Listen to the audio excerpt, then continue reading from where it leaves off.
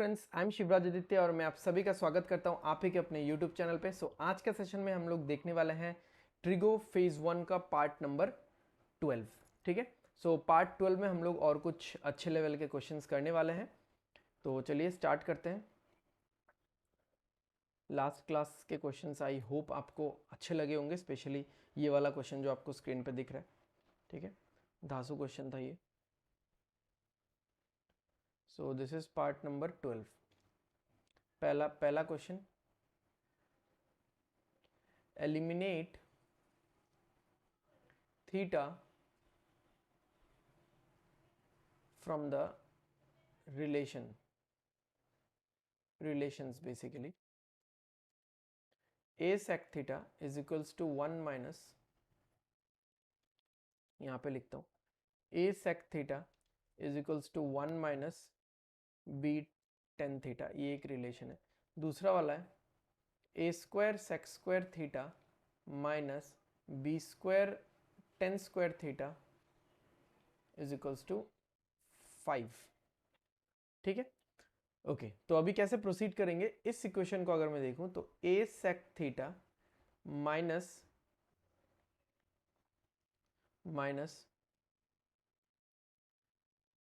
b tan theta equals to 1।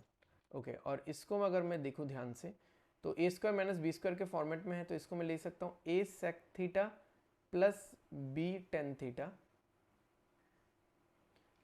Into a sec theta minus b tan theta. आपको दिख गया होगा a square minus B square के format में है a plus B into A minus B, this is equals to 5। Okay, ये तो एक इक्वेशन बन गया। अब यहाँ पे देखो, क्या आपको ये सेम नहीं लग रहा? क्या आपको यही चीज यहाँ पे नहीं दिख रहा? ये वाला इतना सा पार्ट दिख रहा है ना?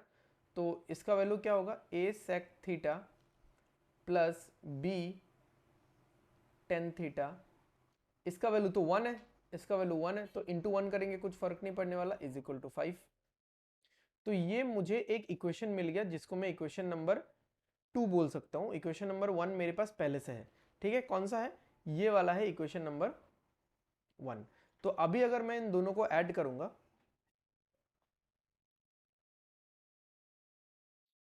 एडिंग इक्वेशंस 1 एंड 2, तो मुझे क्या मिल जाएगा? मुझे सेक थीटा का वैल्यू मिलेगा a sec theta minus b tan theta, ये मैंने इक्वेशन नंबर 1 लिखा। और इक्वेशन नंबर 2 क्या है? a sec theta plus b tan theta is equals to 5 है। तो ये वाला पार्ट तो गॉन, ये वाला part gone. Twice a sec theta is equals to कितना होगा? 6। 2 से इसको कैंसिल करो, ये आएगा 3 और सेक थीटा आ जाएगा 3/a। अब सेक थीटा का वैल्यू कहीं पे भी पुट कर दो, जैसे पुटिंग इन 2, इक्वेशन 2 है ना, पुटिंग सेक थीटा इन 2, क्या होगा? देखो a सेक थीटा क्या है? सेक थीटा 3/a है, प्लस b tan थीटा तो निकालना है मुझे, इज इक्वल्स टू 5 है। ओके, तो ये दोनों तो कट जाएगा, ये 3 उस साइड जाएगा, तो क्या होगा? b tan theta is equals to 5 minus 3 equals to हो गया 2। सही है ना, या कुछ गड़बड़ है? 3 माइनस 1 2, हाँ सही है। तो tan थीटा हो गया 2/b, दिख रहा है ना आपको? हाँ चलो, दिख रहा है, सही है। ओके, अभी अगर मुझे थीटा एलिमिनेट करना है तो I have got a relationship sec square theta minus tan square theta is equals to 1। तो सेक स्क्वायर थीटा क्या है? 3/a, उसका whole square, minus tan square theta क्या है? 2/b, उसका whole square is equals to 1। तो हमारे पास आ गया 9/a square minus 4/b square is equals to 1। ठीक है, डन हो गया। चलो next question is if cot x plus 10x is equals to m and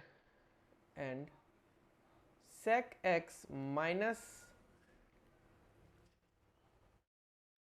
cos x equals to n,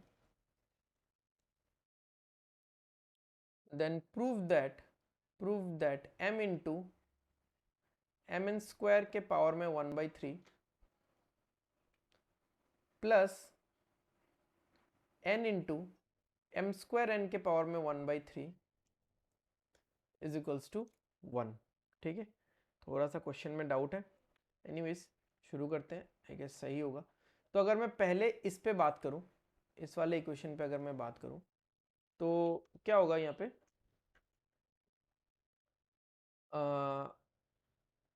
cos x है ना, अरे यार cos x by sin x plus sin x by cos x is equals to m। तो अगर cross multiply होगा तो ये क्या हो जाएगा, cos square x plus sine square x divided by sine x into cos x is equals to m हो जाएगा। यहाँ पे होगा 1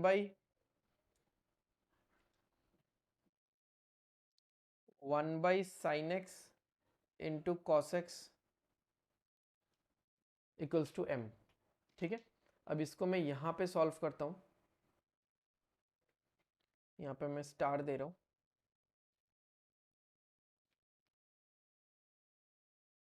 डबल स्टार। ठीक है, तो m का वैल्यू मेरे पास आ गया, या फिर आप ऐसा बोल सकते हो m का वैल्यू तो चाहिए भी नहीं मुझे भी, है ना, sine x into cos X का वैल्यू आ गया 1/m।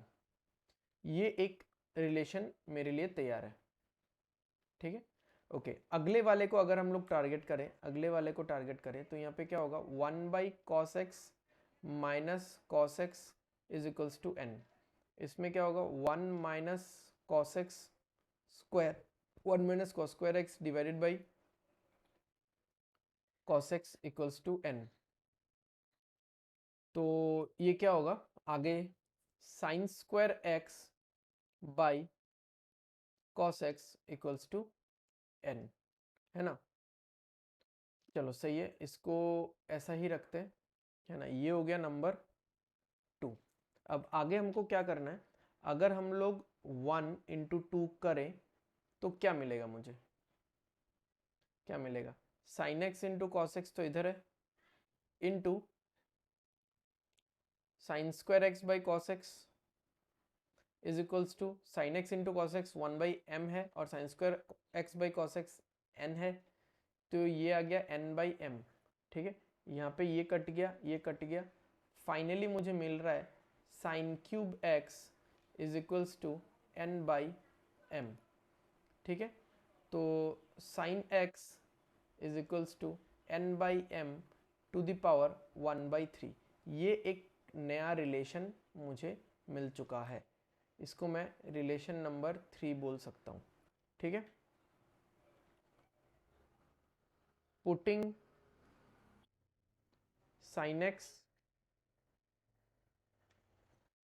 फ्रॉम 3 इन 1 मुझे क्या मिल सकता है, n/m के पावर में 1/3 into cos x is equals to 1/m। ठीक है, तो cos x is equals to 1/m, और ये पलट जाएगा, ये m/n के पावर में 1/3 हो जाएगा। तो cos x equals to 1/m के पावर में क्या होगा, 1 माइनस 1/3 इंटू n, तो यहाँ पे होगा m के पावर में 2/3 इंटू n। ये हो गया cos x का वैल्यू। ठीक है, ठीक है, आगे चलते हैं। अभी इसको हमको प्रूफ जो करना था, तो बेसिकली ये भी क्वेश्चन ना एलिमिनेट थीटा जैसा है, एलिमिनेट एक्स जैसा है आप बोल सकते हो। तो मुझे पता है एक स्टैंडर्ड रिलेशन मेरे पास है, sine square x plus cos square x equals to 1 होता है ना, इक्वल्स टू 1 होता है। तो उसको अगर हम लोग इसको अगर हम लोग यूज़ करेंगे तो अच्छा ये मल्टीप्लाई होके डिवाइड में आएगा, मल्टीप्लाई होकर फिर तो माइनस होगा। मैंने पहले भी बोला था आपको इस क्वेश्चन में थोड़ा सा लोचा है, ये कुछ माइनस में आएगा मुझे लग रहा है, जहाँ तक ये माइनस में आना चाहिए और यहाँ पे ज़ीरो होना चाहिए। चलो एक बार देख लेते हैं, हम लोग को सीखने से मतलब है ना। तो साइन स्क्वायर एक्स क्या होगा, साइन एक्स क्या था, तो ये हो गया n के पावर में 2/3 डिवाइडेड बाई m के पावर में 2/3। कॉस स्क्वायर एक्स क्या हो गया, कॉस स्क्वायर एक्स क्या हो गया, 1 m के पावर में 4/3 इंटू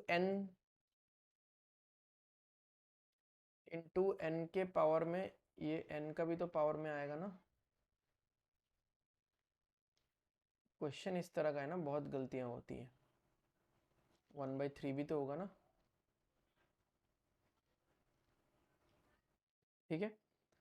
तो यहाँ पे ये होगा, स्क्वायरिंग अगर किया मैंने तो यहाँ पे 2/3 होगा इक्वल्स टू 1। ओके, तो इसको मैं नेक्स्ट स्लाइड में ही लिख रहा हूँ, है ना। एलसीएम अगर लेंगे तो क्या आएगा, आप लोग ध्यान से एलसीएम ले लेना, मुझसे तो गलतियाँ हो ही रही हैं। m के पावर में 4/3 आएगा, m के पावर में 4/3 आएगा और n के पावर में 2/3 आएगा, यही आएगा एलसीएम। क्योंकि इसमें से और इसमें से तो ये वाला बड़ा है, तो ये तो आ जाएगा कॉमन में, ठीक है।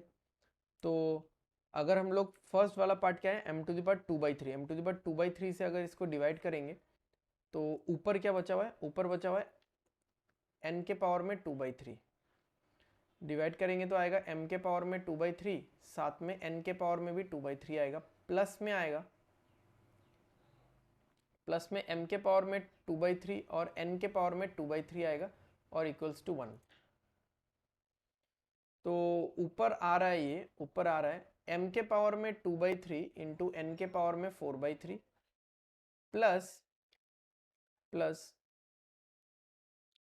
m के पावर में 4/3 इंटू n के पावर में 2/3, और ये वाला अगर मल्टीप्लाई हो जाए, ये वाला अगर मल्टीप्लाई हो जाए तो 4/3, just give me a moment, 4/3 2/3, 4/3 2/3 और इसमें ये 4/3 और ये 2/3, ठीक है। ये मल्टीप्लाई हो जाए तो क्या होगा, m के पावर में 4/3 इंटू n के पावर में 2/3, ये तो कैंसिल आउट हो रहा है लग रहा है ना, ऐसा कुछ आता हुआ तो नहीं दिख रहा, m के पावर में 2/3। अरे यार क्या कर रहा हूँ मैं, गधों जैसा काम कर रहा हूँ। अगर एलसीएम ले लिया है तो यहाँ पे तो 1 होगा ना, अगर एलसीएम ले लिया, आज दिमाग सही नहीं चल रहा, काफ़ी दिनों से ही हो रहा है ऐसा।